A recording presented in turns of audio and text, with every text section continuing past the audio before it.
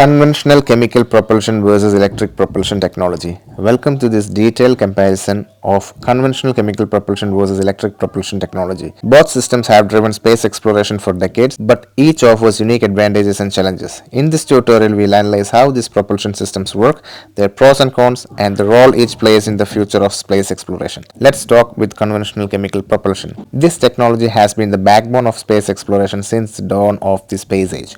Rockets like the Saturn V and the Space Shuttle use chemical propulsion to generate high amounts of thrust, launching spacecraft from Earth's surface and beyond. Chemical rockets burn a fuel and oxidizer mixture in a combustion chamber to produce high-pressure, high-temperature gases.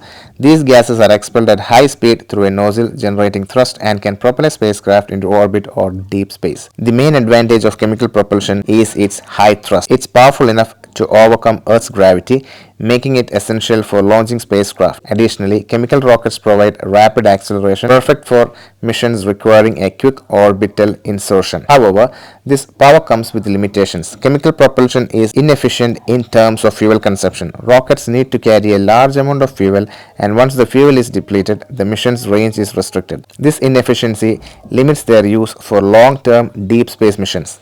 In contrast, electric propulsion represents a new frontier. NASA's Hall-effect thrusters and other electric propulsion systems are powered by electricity, usually generated by solar panels, to accelerate ions and create thrust. Instead of using chemical reactions, electric propulsion systems ionize gases like xenon and accelerates them using electromagnetic fields. The result is a steady but much lower thrust compared to chemical rockets. While electric propulsion produces less thrust, it has significant advantages for long-term space travel. One major benefit is fuel efficiency.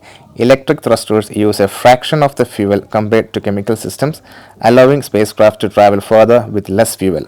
Another advantage is continuous acceleration. While chemical rockets burn off quickly, electric propulsion systems can operate for months and even years, gradually increasing the spacecraft's velocity. However, electric propulsion is not suited for launches or situations requiring rapid change in speed. Its low thrust means it takes longer to reach high speeds, making it ideal for long duration missions but not for quick trips or landings. So where do these two technologies fit into the future of space exploration? Conventional chemical propulsion will continue to be vital for launch operations and short high-speed missions. Meanwhile, electric propulsion is opening up new possibilities for interplanetary travel and long-term satellite missions. By combining both technologies, future missions will have the best of both worlds: quick launches with chemical propulsion and fuel-efficient long-range travel with electric propulsion.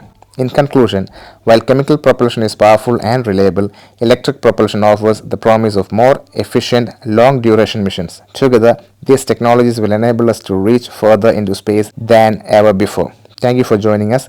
Stay tuned for more insights into the technologies shaping the future of space travel. If you like this video, please give us a thumbs up and subscribe for more similar content. Thanks for watching. Have a good day.